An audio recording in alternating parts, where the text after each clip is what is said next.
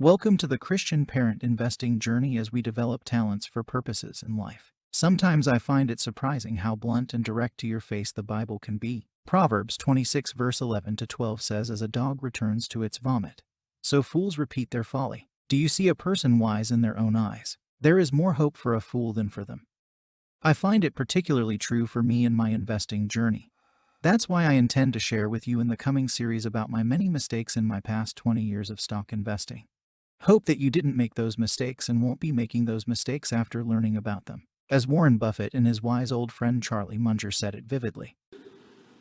What you've done and what I've done to a lesser extent is to learn a lot from other people's mistakes. That is really a much more pleasant way to learn hard lessons. And we have really worked at that over the years, partly because we find it so interesting, the great variety of human mistakes and their causes. And I think this constant study of other people's disasters and other people's errors has helped us enormously. About Apple, it has been a rocket ship and up over 400% in the past 5 years. And if you zoom out and just look at the past 11 years or so, it has grown nearly 2,000%, or as Peter Lynch calls it, a 200-bagger. In one of my previous videos, I explained why we should always begin investing with an end in mind and to think big. Say 10x or 100x over 5 to 10 years. As a long-term investor, the sad story is that I got on board to that rocket ship. But as Google's Android gained momentum and basically all other brands like Samsung, LG were getting on that bandwagon, I told myself that Android will win iOS, and Google, together with all other high, medium, and low-end mobile manufacturers, will certainly beat Apple, and that Apple will be left with a small niche market, similar to PC versus Mac. Now, let's listen to how Michael Saylor, back in 2012, explained how wrong I was. He said to me, Apple Computer, can these guys hold their prices? Aren't they going to follow the model of the PC industry? And aren't their prices going to taper down? Their 40% margins going to become 30 and 35 and 20? And it's another example of people just know enough to hurt themselves, right? If you're going to know a subject, you better know the subject, because being like a dilettante and knowing part of the subject is just enough to hurt yourself somehow.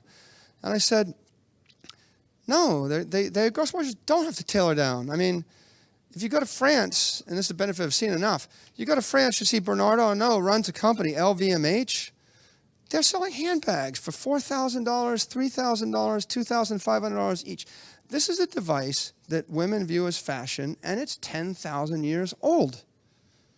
And for 10,000 years, no, the prices are not lower after 10,000 years. If you actually care about this thing, how many women have $300 pair of shoes? How many have two?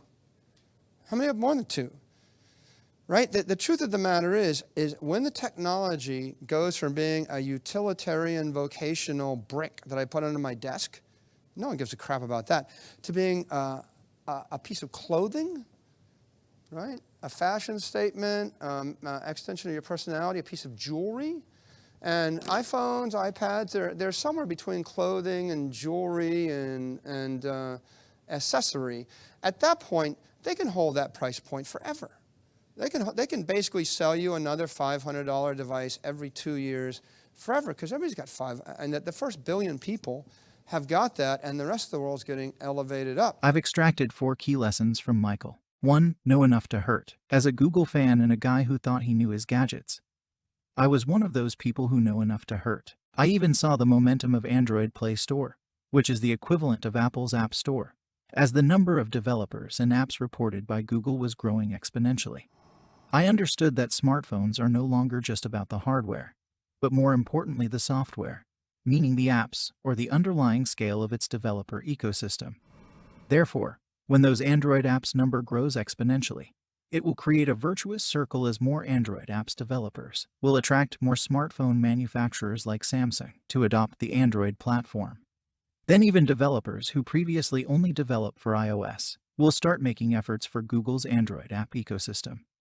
Although I wasn't completely wrong on this point, I knew just enough to hurt myself or blind myself from looking underneath the Apple brand and its positioning.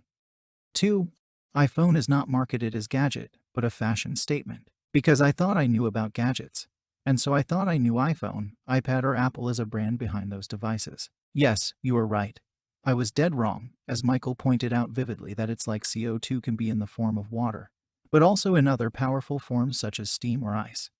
While the iPhone is a gadget, it's also a piece of accessories or a piece of clothing, and the Apple brand as a whole becomes a fashion statement. 3. Pricing power of a luxury brand.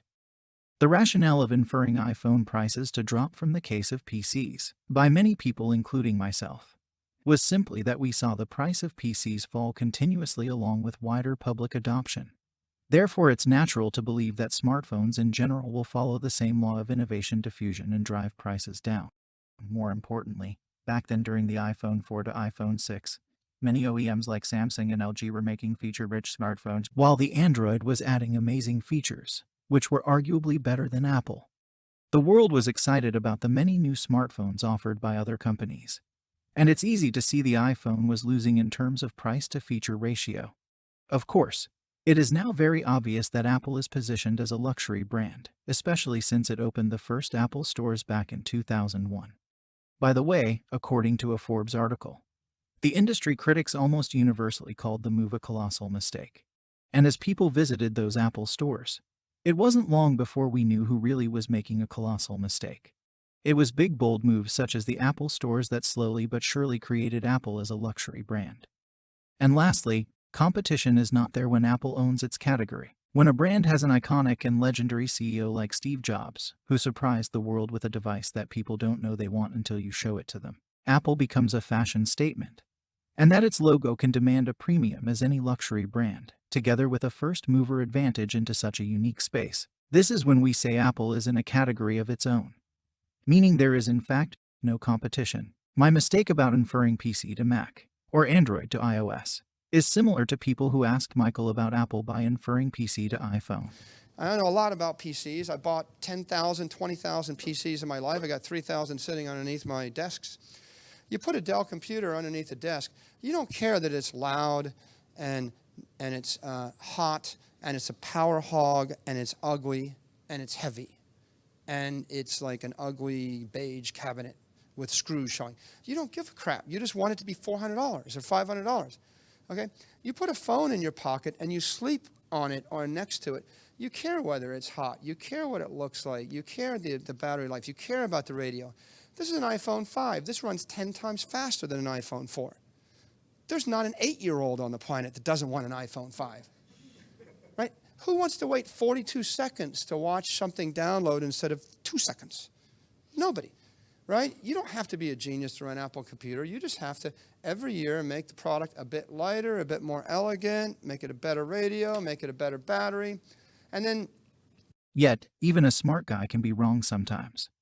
In this case, having all the concepts right does not necessarily mean the estimation or timing will also be right. You ask me, Apple Computer is going to $2,000 a share, right? I mean, I'd be very, very long that company. Whoever's selling that stock must be a moron, right? I mean, this is a company that's going to actually have 4 billion devices out there. If they roll them over once every 4 years, they're going to sell 1 billion devices a year. The interview was recorded in 2012. Michael suggested or estimated 1 billion unit sales.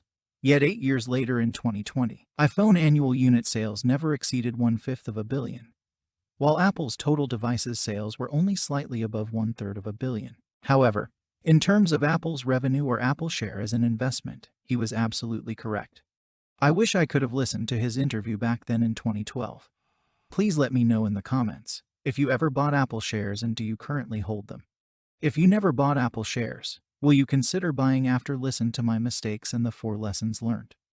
If you find this useful, please think of someone to share this with. Hope that this channel can be a blessing to them, and I will see you in the next episode. Have a joyful day.